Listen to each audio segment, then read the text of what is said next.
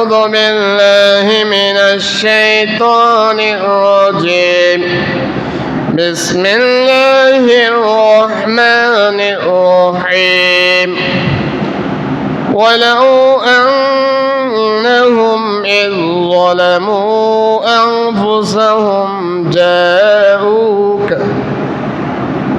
فاستغفروا الله واستغفر لهم الرسول لوجدوا الله توابا رحيما صدق الله المولى العظيم وصدق رسوله النبي الحبيب الكريم ونحن على ذلك لمن الشاهدين والشاكرين والحمد لله رب العالمين مولاي صل وسلم دائما أبدا على حبيبك خير الخلق كلهم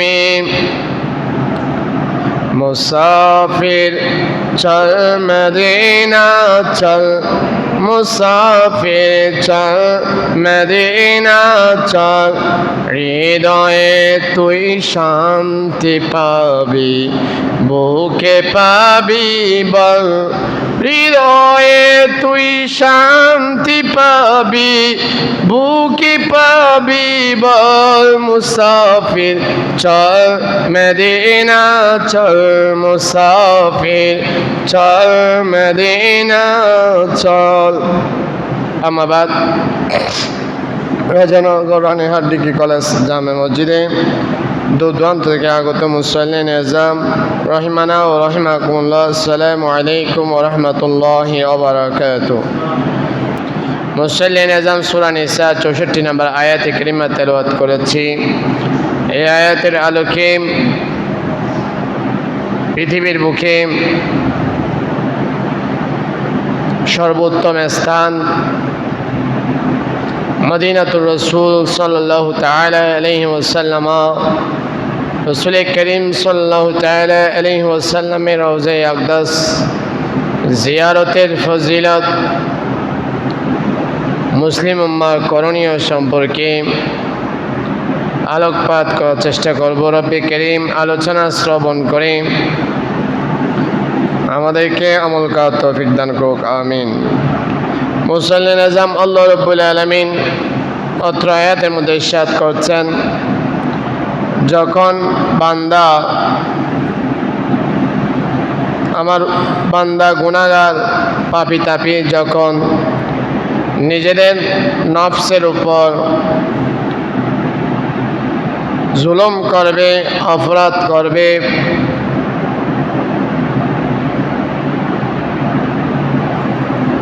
আপনার নিকট উপস্থিত হবে, অতঃপর আল্লাহ রাব্বুল আলামিনের নিকট ক্ষমা প্রার্থনা করবে, নিজেদের অপরাধ স্বীকার করে আল্লাহর কাছে প্রার্থনা করবে, ক্ষমা চাইবে। ওয়াস্তাগফারা লাহুমুর রাসূল, এবং রাসূলে মকবুল হুজুর পূর্ণ সাল্লাল্লাহু তাআলা আলাইহি ওয়াসাল্লাম তাদের পক্ষে সুপারিশ করবেন, আল্লাহ রাব্বুল আলামিন যেন তাদেরকে ক্ষমা করেন। এই সুপারিশটুকু যখন করবেন, লাওয়াজাদুল্লাহ, অবশ্যই ওই ক্ষমা প্রার্থনাকারী বান্দারা পাবে আল্লাহ রাব্বুল আলামিনকে তাওয়াবান, তওবা কবুলকারী হিসেবে, রহিমা, দয়ালু হিসেবে। অত্র আয়াতের মধ্যে আল্লাহ রাব্বুল আলামিন ইঙ্গিত প্রদান করেছেন, বান্দা শয়তানের প্ররোচনায় পড়ে গুনাহের মধ্যে যখন নিমজ্জিত হবে, নিজের আত্মাকে পরিশুদ্ধ করার জন্যে, নিজেকে গুনাহ থেকে মুক্ত করার জন্যে, নিজের অপরাধটুকু মার্জনা করানোর জন্যে বান্দা রাসূল করিম সাল্লাল্লাহু তাআলা আলাইহি ওয়াসাল্লামের দরবারে উপস্থিত হয়ে আল্লাহ রাব্বুল আলামিনের কাছে ক্ষমা প্রার্থনা করার জন্য আল্লাহ রাব্বুল আলামিন ইঙ্গিত প্রদান করেছেন। উলামায়ে ইকরাম বলেছেন, এই আয়াতের নির্দেশনা রসুল করিম সাল্লাল্লাহু তাআলা আলাইহি ওয়াসাল্লামের জীবদ্দশায় যেভাবে এটার হুকুম বিদ্যমান ছিল, অনুরূপভাবে কিয়ামত অবধি এর বিধিবিধান, এর নির্দেশনার হুকুম বিদ্যমান থাকবে। এটার হুকুম রহিত হয়ে যায়নি। এটা কিয়ামত অবধি যত মুসলমান দুনিয়াতে আসবে, তারা যদি নিজের অপরাধ, ভুল ভ্রান্তি, শয়তানের প্ররোচনায় পড়ে যে বান্দা অপরাধ করেছে, সে অপরাধটুকু মাফ করার জন্য, মার্জনা করার জন্য রসুল করিম সাল্লাল্লাহু তাআলা আলাইহি ওয়াসাল্লামের দরবারে মদিনা শরীফে রসুলের রওজা আকদাসে উপস্থিত হয়ে আল্লাহ রব্বুল আলামিনের কাছে যদি ক্রন্দন করে এবং রাসূলুল্লাহ সাল্লাল্লাহু তাআলা আলাইহি ওয়াসাল্লাম যদি ওই বান্দার প্রতি সুপারিশ করে, আল্লাহ তাকে মাফ করার জন্য যদি আল্লাহর কাছে আরজি পেশ করে, তবে অবশ্যই নিঃসন্দেহে আল্লাহ রব্বুল আলামিন ওই বান্দাকে ক্ষমা করে দেবেন। কিতাবের মধ্যে রয়েছে, তাফসিরে ইবনে কাসিরের মধ্যে এই বর্ণনা রয়েছে, তাফসিরে বাহরুল মুহিতের রেফারেন্সে মারিফুল কোরআনের মধ্যে হযরত মাওলা আলী শের খুদাউদ্দাল্লাহু তাআলা আনহু থেকে একটি ঘটনা বর্ণিত রয়েছে, যা ঘটেছিল রসুল করিম সাল্লাল্লাহু তাআলা আলাইহি ওয়াসাল্লামের ইন্তেকালের পর।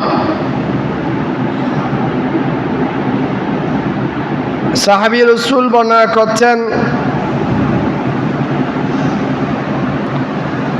তিনি রসুল করিম সাল্লাল্লাহু তাআলা আলাইহি ওয়াসাল্লামের রওজায়ে আকদাসের মধ্যে রসুল করিম সাল্লাল্লাহু তাআলা আলাইহি ওয়াসাল্লামের রওজা মুবারকের পাশে তিনি অবস্থান করছিলেন। ফাজাআ আরাবিয়ুন, অতঃপর একজন গ্রাম্য লোক আসলো, এসে রসুল করিম সাল্লাল্লাহু তাআলা আলাইহি ওয়াসাল্লামের দরবারে আকদাসে সালাম দিলেন, আসসালামু আলাইকা ইয়া রাসূলুল্লাহ। সালাম দেওয়ার পর তিনি সূরা নিসার এই 64 নম্বর আয়াতে কারিমা তেলাওয়াত করলেন।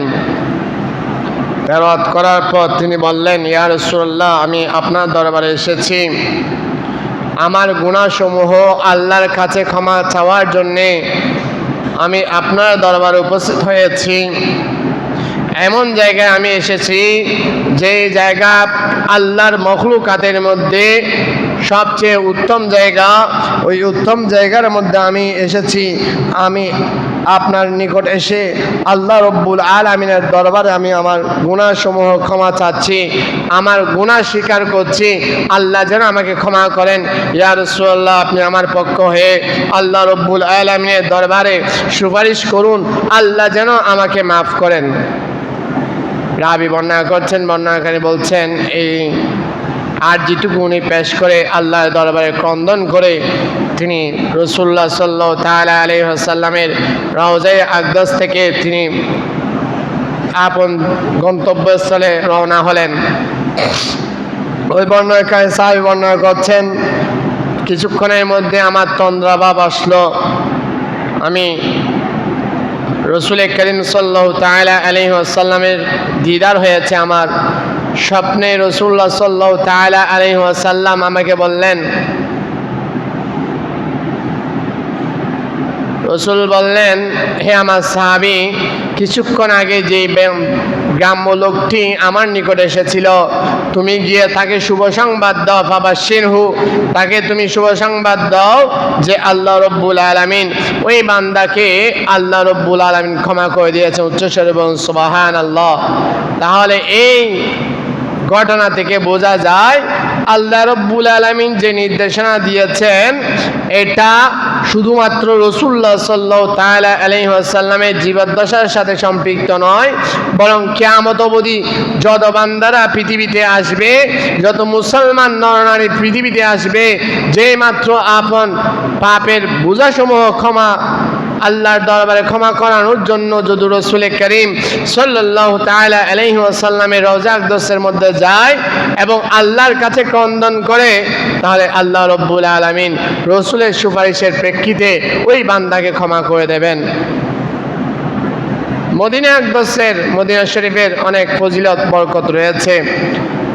রাসূল করিম সাল্লাল্লাহু তাআলা আলাইহি ওয়াসাল্লাম আল্লাহ রাব্বুল আলামিনের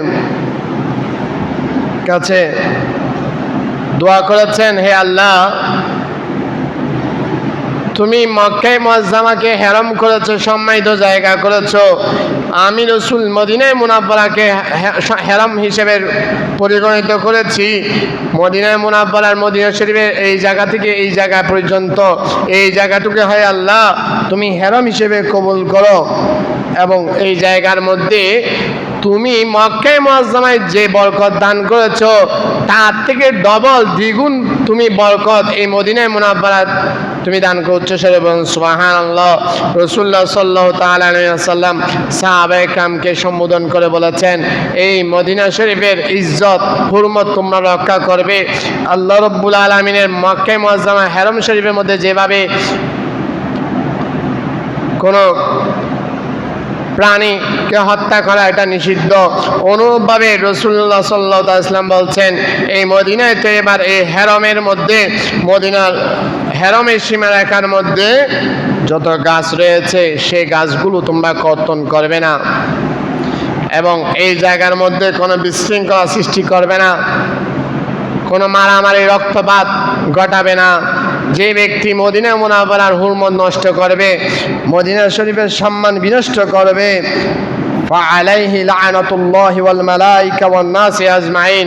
বুখারী শরীফের হাদিস, রাসূলুল্লাহ সাল্লাল্লাহু আলাইহি ওয়াসাল্লাম বলছেন, যে বান্দা মদিনা মুনাওয়ারার হেরমের হুরমত নষ্ট করবে, বিশৃঙ্খলা সৃষ্টি করবে, ওই বান্দার উপর আল্লাহর লানত, আল্লাহর অভিশাপ, ফেরেশতাকুলের অভিশাপ এবং সমগ্র মানব জাতির অভিশাপ। এই জন্য মদিনায়ে তৈবার মধ্যে যারা গমন করবে মদিনা শরীফের আদব রক্ষা করতে হবে।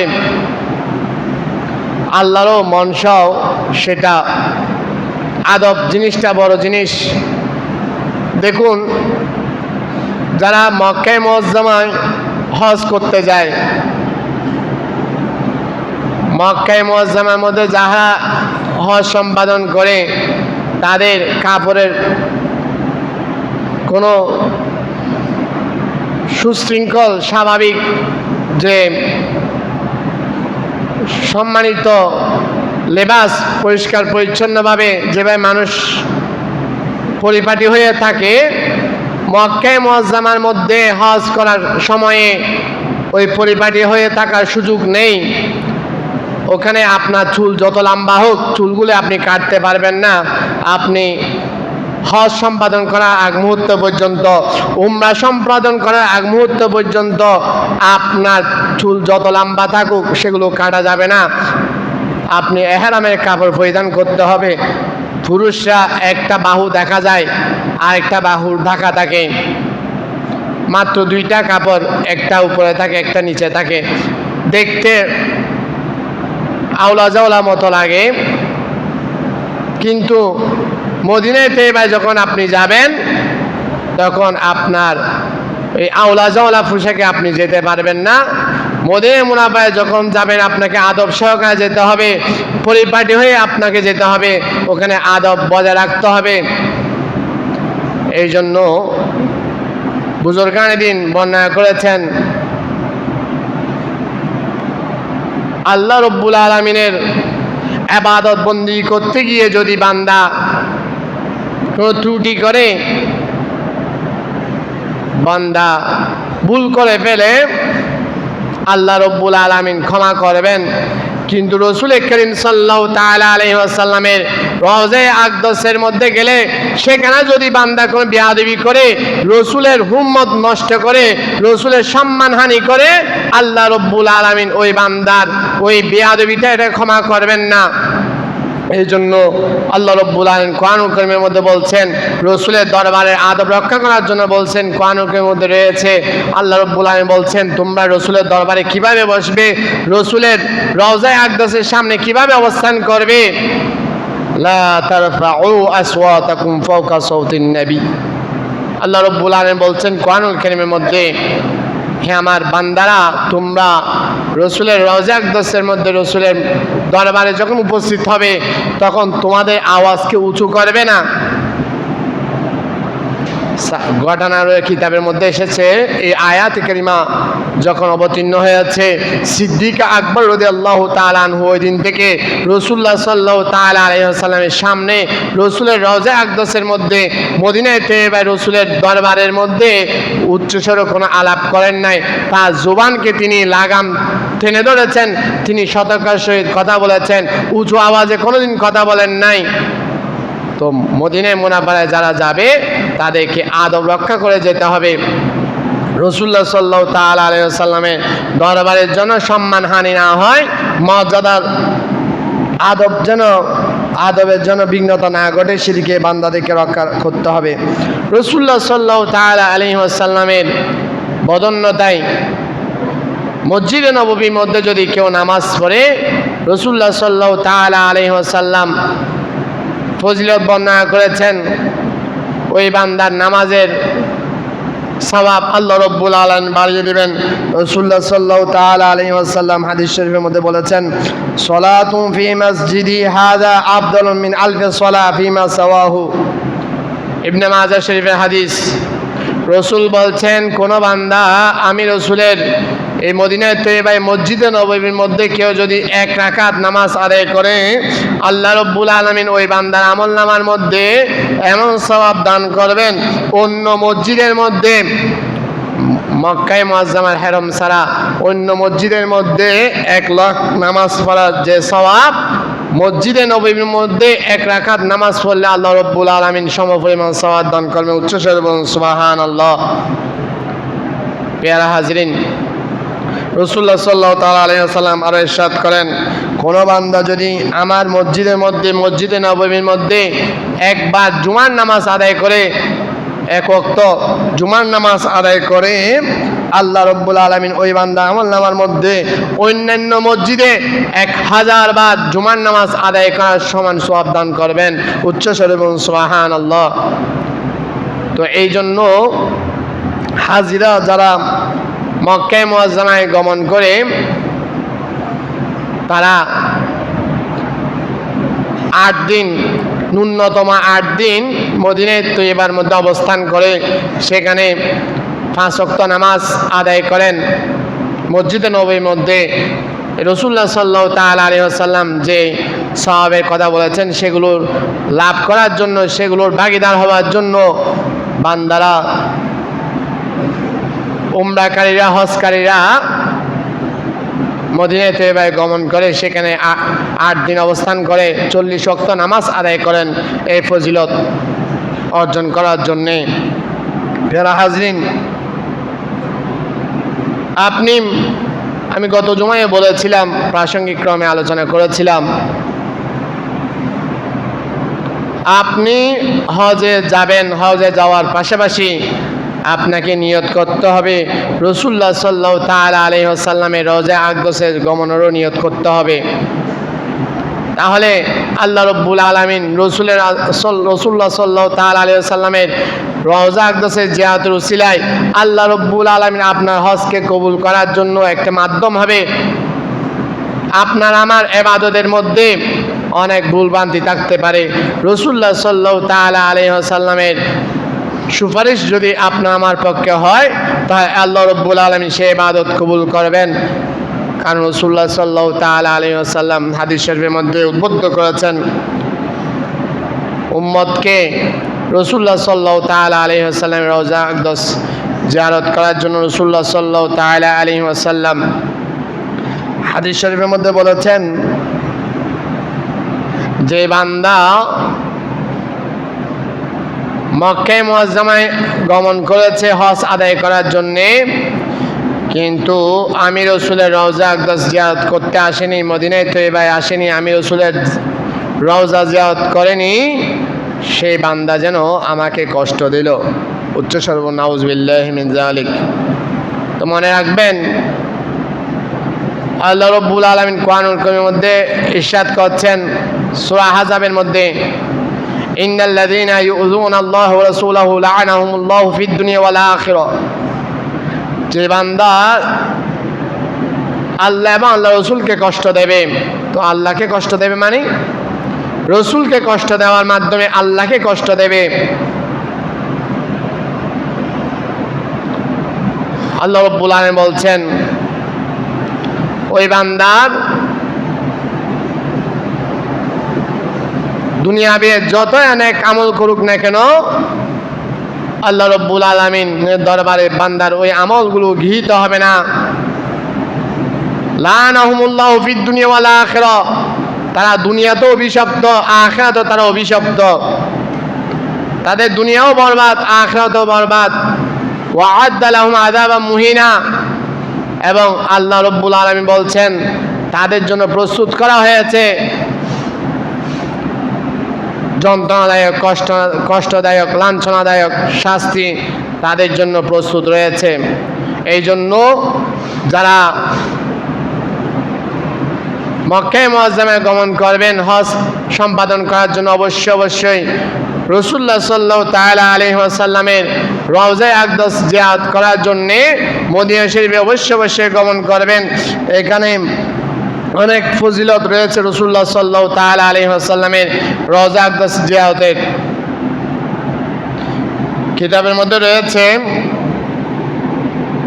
আর রাউদুল ফায়েক কিতাবের মধ্যে বর্ণনা করেছে, অসংখ্য ফজিলত বর্ণনা করা হয়েছে। তার মধ্যে একটি হচ্ছে যে ব্যক্তি রাসূলুল্লাহ সাল্লাল্লাহু তাআলা আলাইহি ওয়াসাল্লামের রওজা আকদাস জিয়ারত করবে ওই বান্দার মর্যাদাকে আল্লাহ রাব্বুল আলামিন বাড়িয়ে দেবেন। দ্বিতীয় নাম্বার, ওই বান্দা যে আশা আকাঙ্ক্ষা, যে মকসদ নিজের অন্তরে ধারণ করবে, যে উদ্দেশ্য ধারণ করে, যে নেক মকসদ নিয়ে আল্লাহ রসুলের রওজা আকদাস জিয়ারত করবে, ওই বান্দার মনের বাসনা আল্লাহ রাব্বুল আলামিন পূরণ করবেন। তৃতীয় নাম্বার, আল্লাহ রাব্বুল আলামিন ওই বান্দাকে সম্পদশালী করবেন, ওই বান্দাকে তার সম্পদ আল্লাহর রাস্তায় ব্যয় করার সুযোগ দান করবেন। আল্লাহ রাব্বুল আলামিন তাকে ধ্বংস হওয়া থেকে, নিঃস্ব হওয়া থেকে আল্লাহ রাব্বুল আলামিন তাকে হেফাজত করবেন, রক্ষা করবেন। ওই বান্দাকে আল্লাহ রাব্বুল আলামিন বিপদ আপদ থেকে রক্ষা করবেন, শয়তানের ওয়াসওয়াসা থেকে তাকে রক্ষা করবেন। তাকে দুনিয়া আখিরাতের মধ্যে আল্লাহ রাব্বুল আলামিন অসংখ্য কল্যাণ দান করবেন, আল্লাহরও দয়া পাবার মাধ্যম হবে। সর্বোপরি রসুল করিম সাল্লাল্লাহু তাআলা আলাইহি ওয়াসাল্লামের সুপারিশ ওই বান্দার নসিব হবে। রাসূলুল্লাহ সাল্লাল্লাহু তাআলা আলাইহি ওয়াসাল্লাম হাদিস শরীফের মধ্যে ইরশাদ করেছেন, যে বান্দা আমার ইন্তেকালের পর আমার রওজা আকদাসের মধ্যে এসে, আমার কবর শরীফে এসে আমার কবর জিয়ারত করলো, সে যেন আমার জীবদ্দশায় আমি রসুলের সাথে সাক্ষাৎ করলো। আমি রসুলের সাথে সাক্ষাৎ করে সাহাবা একরাম যে সৌভাগ্যবান হয়েছেন, যে ফয়জাত পেয়েছেন। কোনো বান্দা যদি ভক্তি সহকারে রাসূলুল্লাহ সাল্লাল্লাহু তাআলা আলাইহি ওয়াসাল্লামের রওজা আকদাস জিয়ারত করে, ওই বান্দাও রাসূলুল্লাহ সাল্লাল্লাহু তাআলা আলাইহি ওয়াসাল্লামের ফয়েজে ধন্য হবে। কিতাবের মধ্যে একটা ঘটনা বর্ণিত রয়েছে, আল হাবিলিল ফাতওয়া কিতাবের মধ্যে বর্ণিত রয়েছে, হযরতে আহমদ কবির রেফাঈ রহমতুল্লাহ তাআলা আলাইহি, উনি বড় আশিক রাসূল ছিলেন। উনি রাসূলুল্লাহ সাল্লাল্লাহু তাআলা আলাইহি ওয়াসাল্লামের রওজা আকদাস জিয়ারত করার জন্য গমন করেছেন। রাসূলুল্লাহ সাল্লাল্লাহু তাআলা আলাইহি ওয়াসাল্লামের রওজা আকদাসে যখন গেলেন, যাওয়ার পর রাসূলুল্লাহ সাল্লাল্লাহু তাআলা আলাইহি ওয়াসাল্লামের কাছে আরজি পেশ করলেন, ইয়া রাসূলুল্লাহ, ইয়া হাবিবাল্লাহ, আমি যখন মদিনায় তৈবা আসতে পারি নাই, আমার সুযোগ হয় নাই, আমি আমার রূহকে প্রতিনিয়ত আমি আপনি রসুলের দরবারে প্রেরণ করেছি, যেন আপনি রসুলের জমিনের মাটি আমার রূহ স্পর্শ করে। এই জন্য আমি বারংবার, আমি যখন দূরে ছিলাম তখন আমি আহমদ কবির রেফাঈ আমার কলবকে, আমার রূহকে আপনি রসুলের দরবারে প্রেরণ করেছি, আপনি রসুলের রওজা আকদাস চুমু করার জন্য। আজকে আমার সুযোগ হয়েছে, আমি অদমের সুযোগ হয়েছে আপনার দরবারে আসার। ইয়া রাসূলুল্লাহ, আপনি আমাকে আপনার দয়ার হাত প্রসারিত করে দেন, আমি আপনার হাত যুগল, হাত মুবারক দয় আমি চুম্বন করব। কিতাবের মধ্যে রয়েছে যারা উপস্থিত ছিল ওই উপস্থিত জাহিরিনগণ লক্ষ্য করেছেন ওই আহমদ কবির রেফাঈ রহমতুল্লাহ তাআলা আলাইহি রাসূলুল্লাহ সাল্লাল্লাহু তাআলা আলাইহি ওয়াসাল্লামের দরবার আকদসে যখন আকুতি মিনতি পেশ করেছেন, রাসূলুল্লাহ সাল্লাল্লাহু তাআলা আলাইহি ওয়াসাল্লাম আপন রওজা আকদস থেকে আপন হাত বাড়িয়ে দিয়েছিলেন ওই আহমদ কবির রেফাঈ রহমতুল্লাহ তাআলা আলাইহির জন্য। উনি রাসূলুল্লাহ সাল্লাল্লাহু তাআলা আলাইহি ওয়াসাল্লামের হস্তযুগল চুম্বন করেছেন। উচ্চস্বরে বলুন সুবহানাল্লাহ। পেয়ারা হাজিন, এই জন্য ভক্তি মহব্বত রাখবেন। আপনার আমার টাকা না থাকতে পারে, যদি আমি আপনি অন্তরের মধ্যে রসুলের মহব্বত ধারণ করি, রসুলের রওজা আকদস জিয়ারতের আশা আকাঙ্ক্ষা করি, আল্লাহ রব্বুল আলামিন কোনো না কোনো ব্যবস্থা করে দেবেন আমাকে আপনাকে রওজা আকদসের মধ্যে হাজির হওয়ার জন্য। হযরতে আলা হযরত ইমাম আহমদ রাজা খাঁ ফাজিল বেরলভী রহমতুল্লাহ তাআলা আলাইহির একটি ঘটনা। তিনি দ্বিতীয়বার যখন হজের মধ্যে গেলেন, হজের কার্যাদি সম্পাদন করার পর তিনি অসুস্থ হয়ে পড়লেন।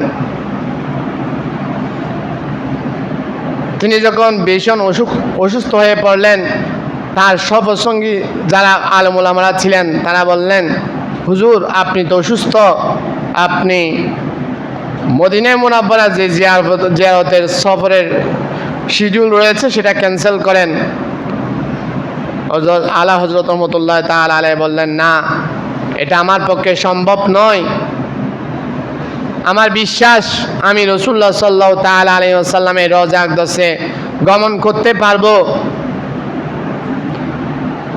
তো তার সফরসঙ্গীরা যখন তাকে বেশি জোর করছেন, কারণ তার জ্বরের মাত্রা অত্যাধিক ছিল, ভীষণ জ্বরে তিনি আক্রান্ত ছিলেন, তখন তিনি বললেন, রাসূলুল্লাহ সাল্লাল্লাহু তাআলা আলাইহি ওয়াসাল্লামের হাদিস শরীফ রয়েছে, রাসূলুল্লাহ সাল্লাল্লাহু তাআলা আলাইহি ওয়াসাল্লাম বলেছেন।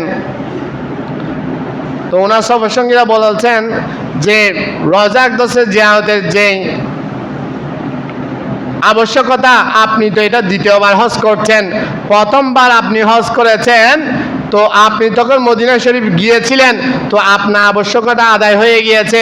আলা হযরত রহমতুল্লাহ আলাইহি বলছেন, না না, যতবারে বান্দা মুমিন মাত্রই আল্লাহর রসুলের আশেক ভক্ত যতবার মদিনা সৌদি আরবে যাবে, বাইতুল্লাহ শরীফের তাওয়াফ করবে, হজ করতে যাবে, ততবারই ওই বান্দার উপর আবশ্যক সেই জন্য রাসূলুল্লাহ সাল্লাল্লাহু তাআলা আলাইহি ওয়াসাল্লাম রওজা আকদস জিয়ারত করতে যায়। হযরত আলা হযরত রহমতুল্লাহ তাআলা বলছেন, আল্লাহ রসুলের রওজা আকদস যদি আমি জিয়ারত না করি তাহলে আমার এই হজ বৃথা, আমি যেখানে শ্রম দিচ্ছি সেটা বৃথা। তিনি এই রুগ্ন অবস্থায় অসুস্থ শরীর নিয়ে রাসূলুল্লাহ সাল্লাল্লাহু তাআলা আলাইহি ওয়াসাল্লামের রওজা আকদসের জিয়ারত করেছেন।